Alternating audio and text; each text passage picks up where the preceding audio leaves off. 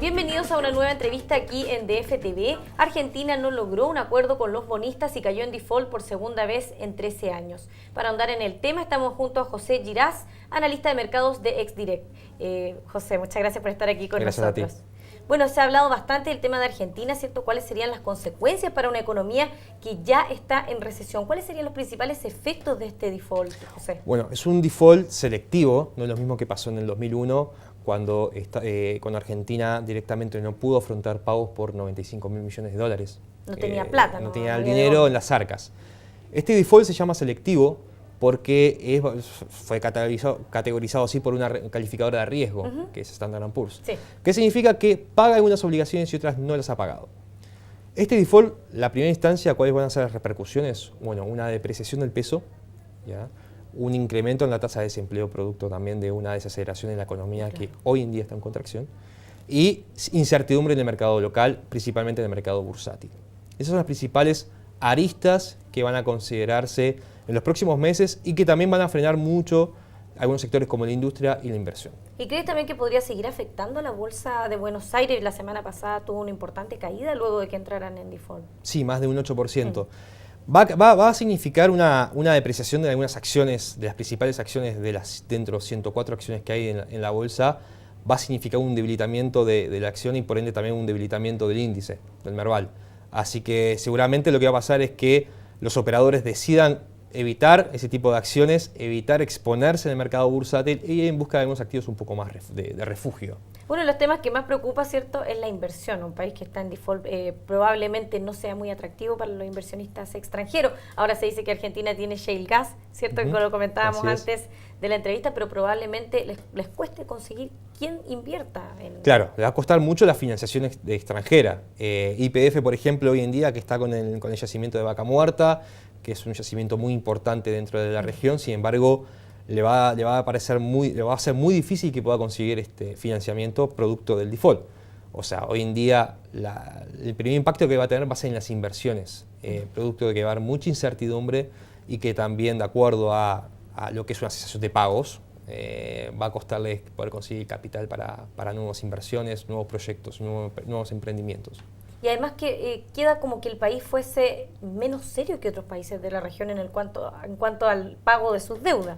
Porque, por ejemplo, no sé, la imagen externa de Chile o de Brasil probablemente sea de un país que sí cumple. Claro, que siempre cumplen con sus obligaciones. Hay que hacer una diferencia con respecto al 2001, en el cual, como te decía, no había capital suficiente para afrontar el pago de la deuda. No había de dónde sacar. Hoy en día hay cierto compromiso por parte del gobierno en pagar, simplemente por un problema que hay con Estados Unidos, con el juez, eficaz claro, famoso juez Griesa, sí, que ha retenido el capital en uno de los bancos que para pagar a los acreedores de 2005-2010, ha generado que haya un default selectivo.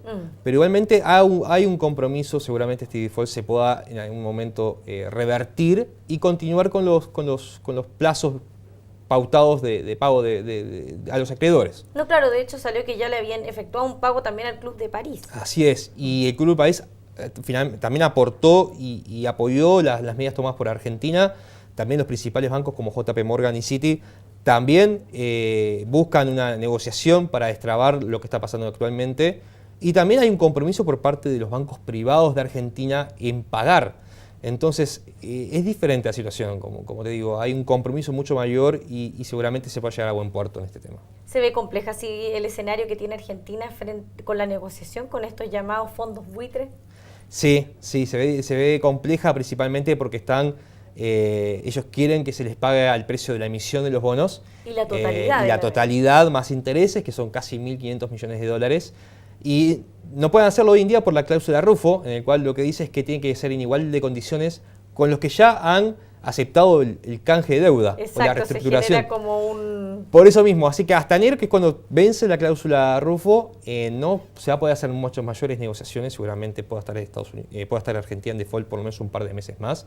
El tema va a ser qué va a pasar con la economía, con datos de empleo que están en ascenso, con el peso que se devaluó fuertemente en enero y que se sigue depreciando y con una inflación que sigue estando elevada. Así que esas van a ser como las grandes incertidumbres.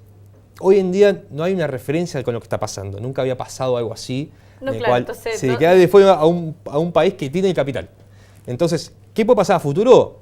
Incertidumbre, y creo que va a cambiar mucho las reglas de juego en cuanto a lo que es el mercado de bonos. Y la inflación, José, es probable que la inflación real ya esté muy elevada, ¿cierto? Sobre un 30%, incluso se ha hablado que suba aún más debido a este default. Sí, seguramente, porque una de las medidas que pueda tomar para financiar la economía el Estado es imprimir más billetes.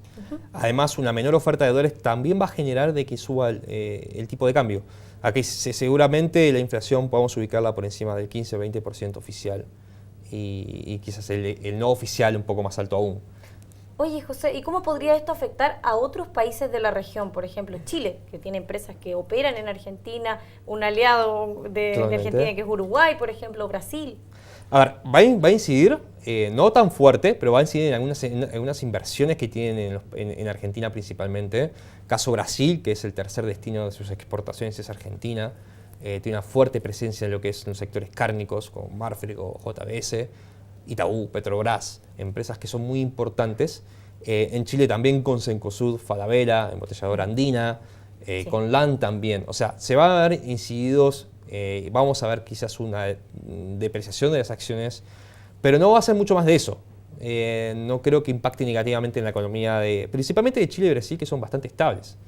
Pero sí va a impactar en las empresas o en las inversiones que son de chilenas. Que tienen empresas chilenas o empresas brasileras en Argentina. Con respecto a Uruguay, es un mix. Se va a beneficiar por un flujo de capitales hacia Uruguay, pero en lo que es el turismo sí lo va a debilitar porque es una fuerte participación que tiene en enero y en febrero. Con respecto a Bolivia, por ejemplo, también, porque es un gran proveedor de gas de Argentina, sí, eso también va a generar quizás una recesión o más difícil que puedan lograr pagar las importaciones de gas. Y luego, por ejemplo, con países como Perú, Colombia, México, va a ser un poco más reducido el impacto, como sí puede tener en la región nuestra y también Mercosur, ¿no? Y para el mercado de bonos en general, tenemos los bonos estadounidenses, ¿cierto?, que son considerados un refugio seguro. ¿También podría haber un impacto debido a este default? No va a haber un impacto en el mercado de bonos estadounidense, no directamente. Hoy en día el mercado de bonos estadounidense está apuntando más a la posible subida de tasas de interés de la Reserva Federal de Estados Unidos. Eso puede hacer que baje el yield del bono y que suba el precio del mismo. Pero no va a incidir directamente en el bono. Sí puede incidir en el mercado de bonos estadounidenses, porque Estados Unidos es un centro financiero de referencia. Sí. Y los países que están con riesgo, por lo general emiten sus bonos en Estados Unidos, y esto es por la ley Manhattan, que estamos justamente hablando de Griesa, para dar cierta seguridad o garantía a aquellos que compren los bonos. Entonces, esta situación actual, particular y muy peculiar en Estados Unidos, puede generar que los países que quieran emitir deuda, que quieran emitir bonos, lo hagan quizás en Londres o en Bélgica, que tienen otras medidas, perfecto, y que evitan que puedan llegar a pasar lo que está pasando hoy en día con los fondos, los holdouts, los fondos buitres. Otro tema que se ha hablado es que probablemente esto que pasó, este fallo del juez del que estamos comentando, juez Tomás Griesa, podría también sentar un precedente bastante negativo para otros países que entraran en crisis. Claro, es que hoy en día, ¿qué va a pasar? Hay mucha incertidumbre porque van a cambiar las reglas de juego, porque las condiciones van a ser diferentes, porque esto también podría significar que haya otros acreedores de otros países que hagan lo mismo que están haciendo los fondos buitres y que vayan en busca de el 100% de su inversión. Entonces, va a generar quizás una onda que va a repercutir en algunos países que están actualmente en la misma situación que Argentina.